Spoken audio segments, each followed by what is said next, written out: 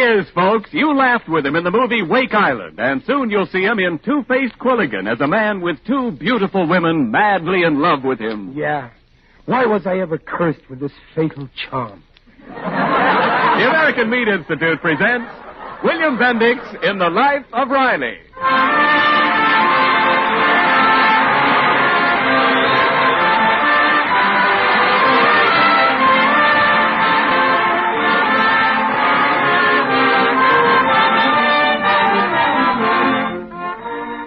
The meat people of America, providing a great food for a great nation in great quantities.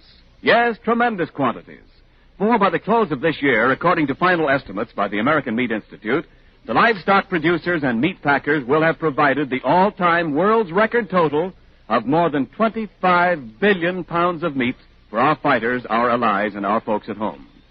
This is the biggest meat-producing job ever done by any meat-producing country in the history of the meat-eating world. And now, on behalf of all those engaged in supplying meat to the nation, the American Meat Institute presents The Life of Riley.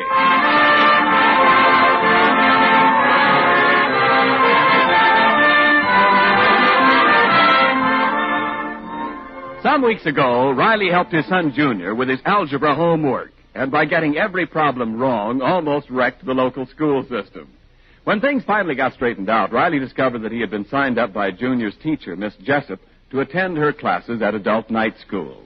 Ever since then, Riley's been wrestling with algebra 2 nights a week because, in his own words, I figure like this, Junior.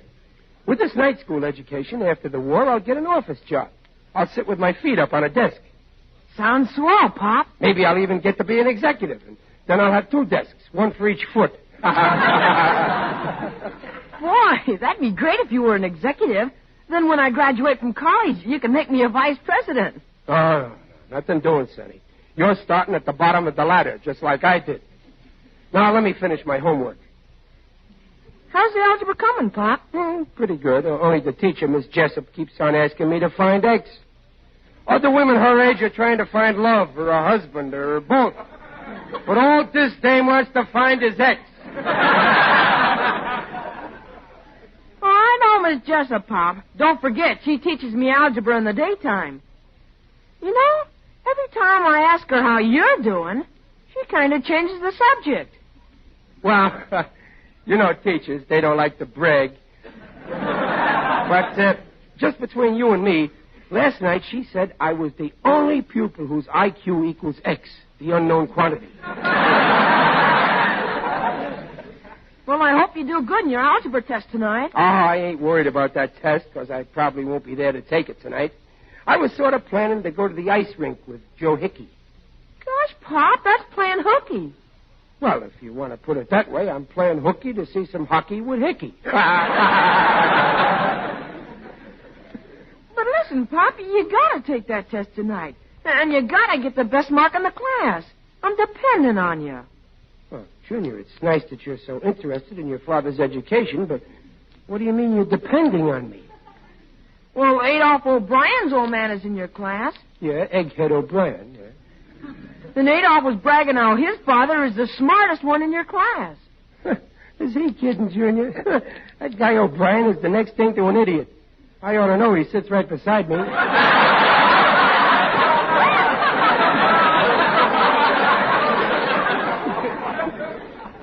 Oh, that's what I think. So I bet you'd get a higher mark than Mr. O'Brien. I put up cold cash.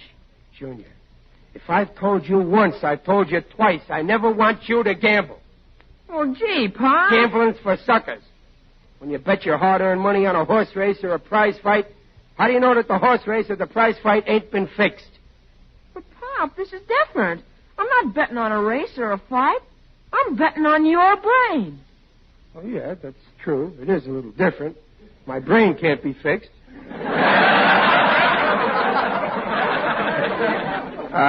How much money did you bet on me, son? A nickel, Pop. That's what I like about you, Junior. You're a gambling fool.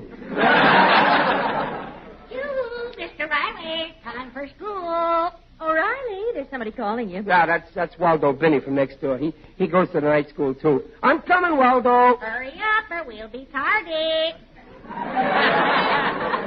Okay, Waldo.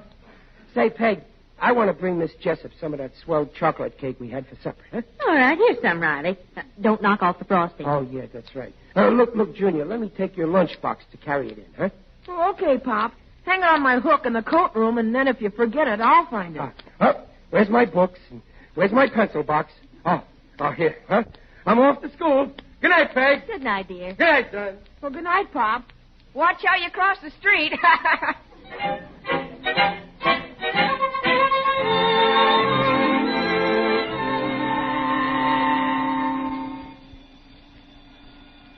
Time is up. The class will please hand in all examination papers. I said time is up, Mr. Riley. Oh, gee, Miss Jessup, this is the only place where there's a law against overtime. Hurry, Mr. Riley. Hand in your paper. Mr. Riley, you have the most amazing faculty for always being late. You were also late for class tonight. Yeah, I know, teacher. On my way to school, I had to stop in the barber shop for a shave. Anyway, here's my test paper, and here's some chocolate cake. You can eat some of this delicious cake while you're marking my test paper. Thank you. Well, just put your paper on the desk with the others. Oh, sure, here. And I'll put the cake right next to it so you'll know it's my cake. One more thing, Mr. Riley. Mm-hmm. You were talking all during the test. In the future, I want you to sit in this front seat near me. Yes, ma'am. See, Waldo, I've been promoted. Good night, Mr. Riley. Good night, Mr. Binney. Good night. Good night. Mr. Riley, she didn't seem at all impressed with your chocolate cake. Waldo, I'm worried about my test. I think I'll leave her a little note. I'm going to spread the old oil. Let's see, what'll I say? Say, how about a poem? You know, roses are red, violets are blue, this cake is crumbly, and so are you. Waldo, how could you say a thing like that about our teacher? I don't know, Mr. Riley. When I get out of the house and away from my wife, I'm just a savage beast. Let's see now.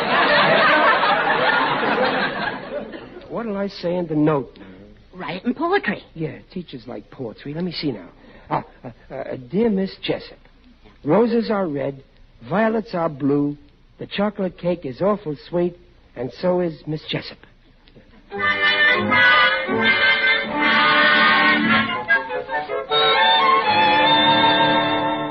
Good morning, Babs. Oh, good morning, Dad. What's the joke?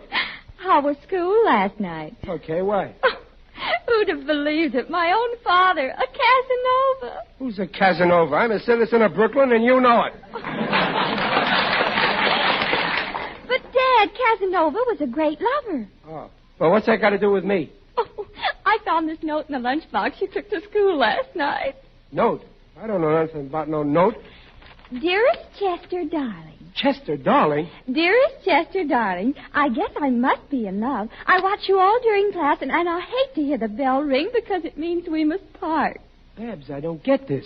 Lately, you don't smile at me so much, and I think you're fickle. I never smiled at her. Oh, so you know her. No. I don't know her at all.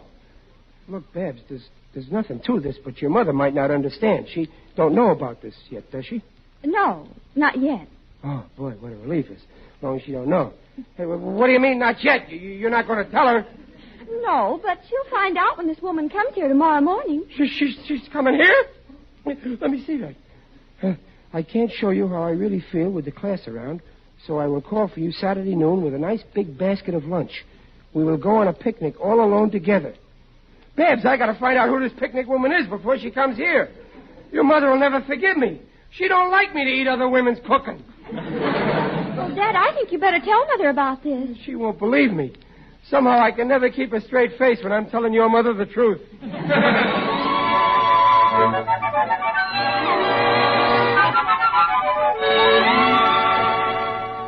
Well, go on, Riley. I'm listening. Yeah, Dumpling. Well, Well, this here fella who's in my class at school. Yes, you told me that part. He got this mash note from some woman in the class. Go on. Yeah, well, he says he don't know who wrote it, so... I don't believe him. But Dumplin', he swears... I don't care if he swears till he's black and blue. I still don't believe him. Women don't write love notes to married men unless they're encouraged.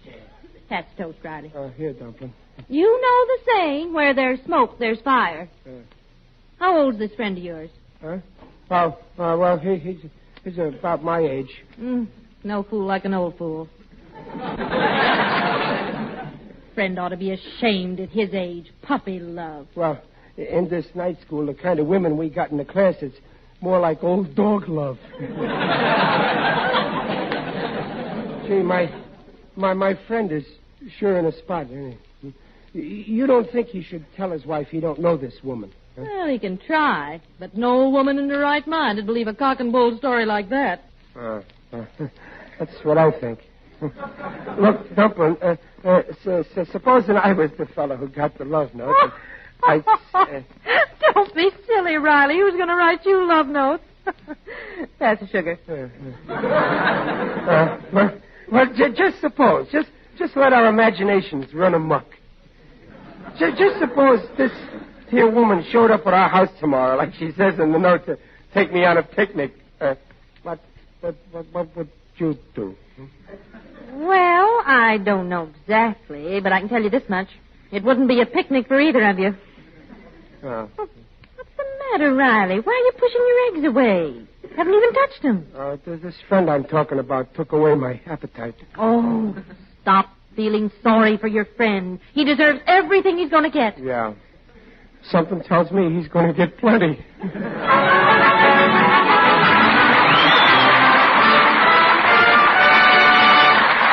Well, Riley is at her head off his unknown girlfriend before she breaks up his unhappy home. We'll find out about it in just a moment. In the meantime, this is Ken Niles with an idea guaranteed to smooth the furrows out of any meal planner's brow. Let me set the stage, or rather set the platter. In the center is a generous piece of appetizing meat. It might be lean beef brisket. It might be tender beef tongue, or a rosy pork hock, or flavorsome pork knuckles. Or it could easily and deliciously be breast of lamb. Artistically framing this meat is a mound of steaming cabbage, neatly stacked carrots, potatoes with skins on or off, a turnip or so, a set of onions, and maybe some tasty celery leaves. A good, hot, savory, nutritious, delicious wintertime meat dish. But what is that meat dish? It's old-fashioned, but it's stylish these days. It's as American as Yankee Doodle. What is it? What do you say, Mrs. Riley? My boiled dinner, of course. You're right. I've just described a typical all-American boiled dinner. But here's a tip. Don't really boil a boiled dinner. Just simmer it in a little water and put in each of your vegetables at the proper time so they'll all get done at the same time. And remember, no matter what meat you use for a boiled dinner, it gives you those highest quality body-building proteins. Meat, you know, is a yardstick of protein foods because meat measures up to every protein need. And now back to the life of Riley with William Bendix as Riley. Riley has confided to his friend Waldo Benny about the unknown woman in their night school class who wrote Riley a love note. And Riley knows he had better head off this mysterious admirer before she shows up at his house this noon to take him on a picnic. And now we find Riley and Waldo wearily trudging the streets after several hours of fruitless investigation. Waldo, you're a real pal going into them 4 different women's houses and asking them if they wrote this note. Well, what's the matter, Waldo? Oh, my aching back. That last one, Miss DeBisco, when I asked her if she was in love with you, she threw me down the stairs. Oh, then I guess she ain't. Waldo, if I don't find out who sent me that note in a hurry, I'm going to be in an awful fix. Miss Pepperito's our last suspect. There's where she lives, Riley, in back of that fruit store there. That big guy in there is her father.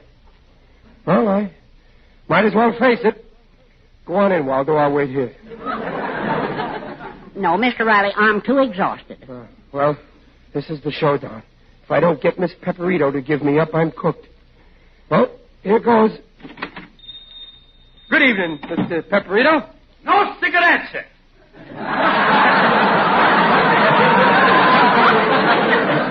I didn't come about cigarettes. Well, I'm a busy man. Now, what do you want? Well, I wanted to speak to Miss Pepperito. My name is Chester Riley. Oh, Chester Riley. That's a fine Italian name.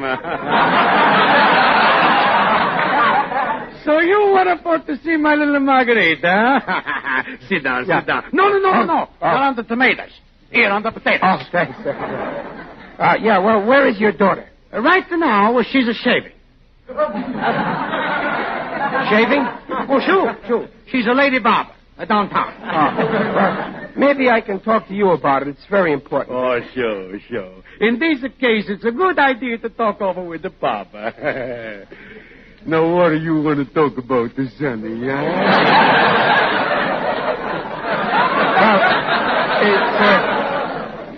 it's about a note, a love note. Oh, the love. Oh, sole mio. No, Mr. Pepperito, no, look. No, wait, Mr. Pepperito.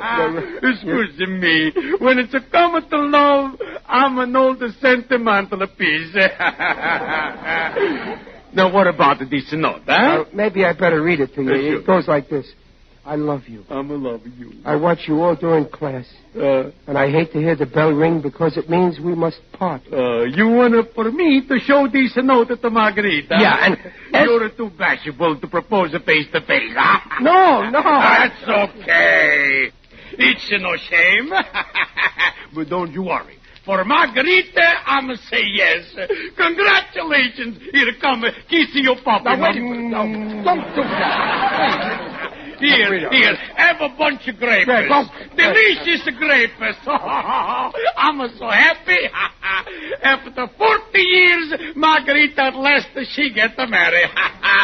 Oh, this is a great year. First Italy, she's liberated, and now me.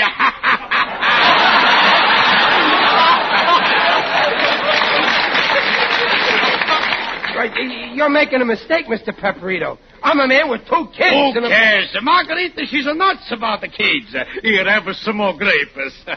Sleeveless grapes. Well, thanks, but I'm already married. I got a wife, Mr. You're married? Yeah. You should be ashamed. You should hang your face up. A married man like you is to write love notes to my Margarita. I didn't write this note. I want to find out if Margarita wrote it. Oh, why you don't say so before? How could I? Every time I open my mouth, you shoved a bunch of grapes in it. Well, let me see the note. No, this is no Margarita's writing. I know because you can read it. Oh, she didn't write it. Well, I'm sorry, Mr. Pepperito. Just a minute. Wow. That'll be 15 cents for the grapes. Oh.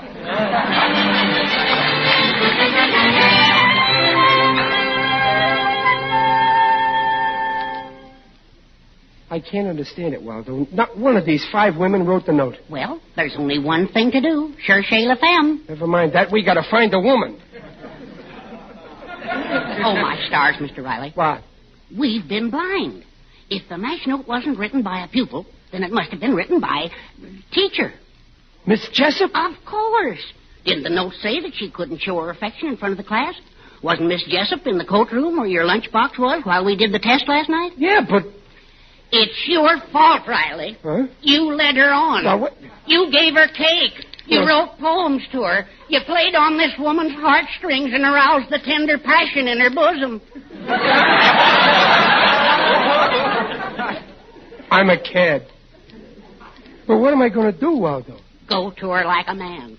Tell her you respect her, but she can never be more than a sister to you, and you can never be more than a brother to her. No, I can't do it. Well, it's either that or you'll have her on your doorstep in an hour. Yeah, you're right. You must go to the teacher and say, Miss Jessup, I admit I'm a bounder. Yeah. Well, what else do I say? It's too late, Miss Jessup. I cannot leave my wife in the sunset of our life. Yeah, the sunset. That sounds good. I'll say that word for word.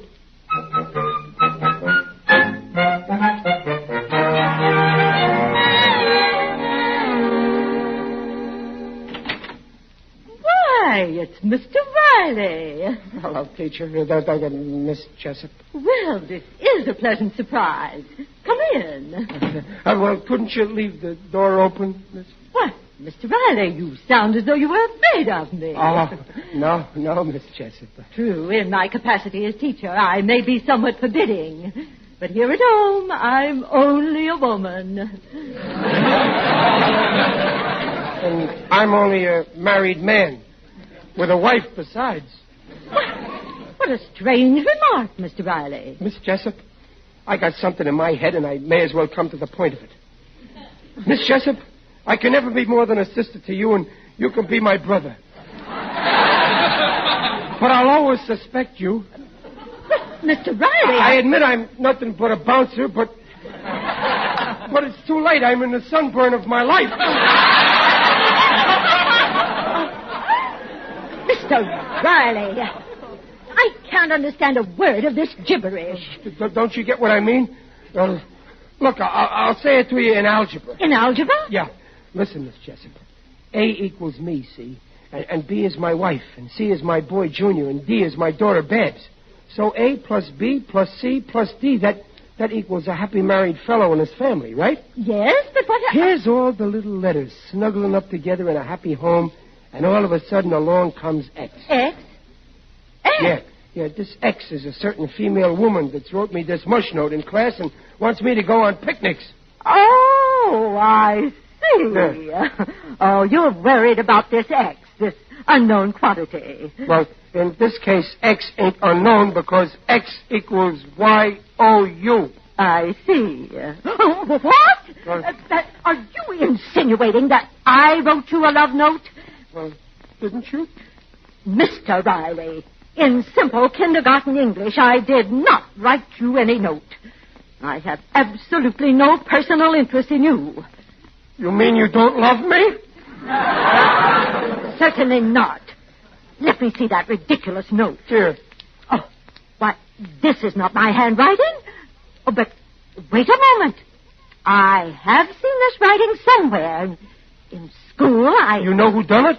I think I know who it is. But I can't tell you until I confirm my suspicion. Now you go home. I'll try to straighten this out. Oh, gee, that's swell of you. Thanks, Miss Jessup, and please excuse me. Oh, I'll overlook your lapse of judgment, Mr. Riley.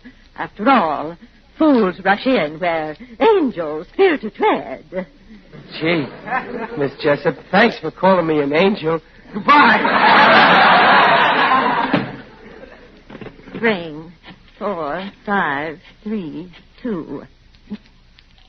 Hello? This is the John J. Boskowitz High School. Is this Mr. Brecher, the janitor? Speaking. This is Miss Jessup. I'd like to speak to your little girl, Junie. Oh, she's right here. Hold the wire. For you, Junie. Hello? This is Miss Jessup, Junie. Now listen, and I want you to tell me the truth. Did you write a note and leave it in a lunchbox in my coatroom? Oh, Speak up, Junie. Speak up. Yes. I put that note there, Miss Jessup. Well, Mr. Riley found it there. Oh, and but it wasn't for him. It was for Junior Riley. I thought as much. Well, in that case, I think you'd better go and explain to Mr. Riley immediately. Couldn't you tell him, Miss Jessup? No, I'm sure he'd rather hear it from his mental equal.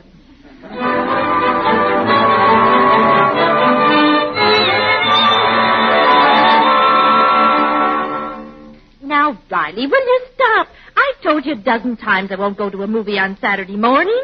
You know this is the day I wax the floors. Well, I'll wax him. You slip out and have a good time. Oh, you're acting very strange, Riley. All morning you've been trying to get me out of the house. Oh, you're not going, huh? No. Well, then I might as well tell you something. I knew you would eventually. Well, go on. Dumpling, you know that love note that I was telling you about, the one my friend got? Well? Well, I'm my friend. Oh, so that's it. Yeah. Well, I suspected as much. You were so worried. Dumpling, Ain't you jealous? Why should I be jealous because some fat and dumpy middle-aged frump writes your silly note? Well, now, wait a minute, Peg. How do you know she's fat and dumpy and middle-aged and a frump, huh? Well, after all, dear, I love you because I know your sweet side. But you're no Romeo. Oh. So you don't think a beautiful young girl could fall for me, huh? Riley, I know there's a shortage of men, but really it isn't that bad. Oh, is that so? Well, it so happens that I got a pretty good idea who this woman is, and it may interest you to know, Mrs. Riley, that she ain't only gorgeous, but she's young. Oh, she is, huh? Yeah, she's younger than you and beautiful. The sophisticated kind. Just my type. Right, that's her. Dumpling. Two's the company, three's the crowd.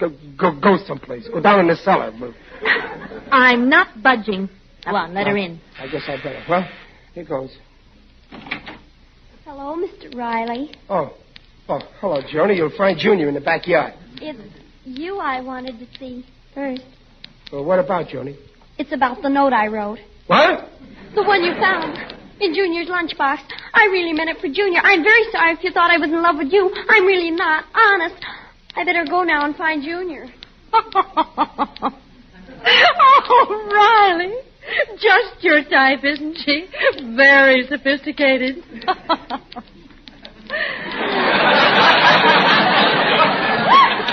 Well, Riley, haven't you got anything to say? Well, I wasn't so wrong after all. She is younger than you, ain't she?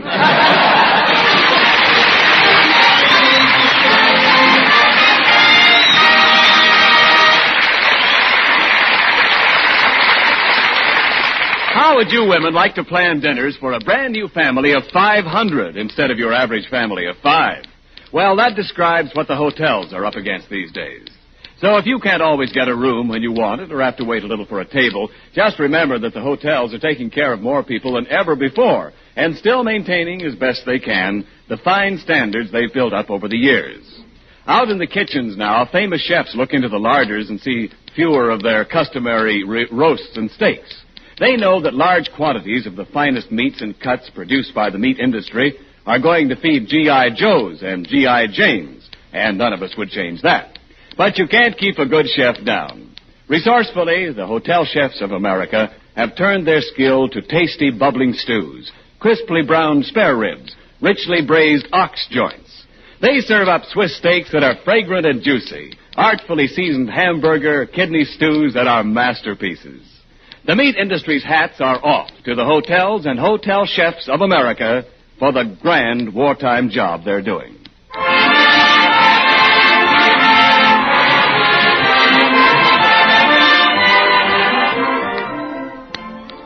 Well, Junior, did you have a nice time with Joni on the picnic? Oh, it was all right. Ah. Pop, Yeah? there's something I want to ask you. Well, shoot, son. Well, what does a fella have to do to stop a girl from running after him? Well, it's funny that you should ask that, Junior, because when I was younger, I had a girl running after me. Oh, what'd you do? Well, first I made fun of her, and it didn't work. Then I argued with her, and that didn't work. Then I acted cold to her, and it didn't work. Well, then how did you finally stop her? I married her.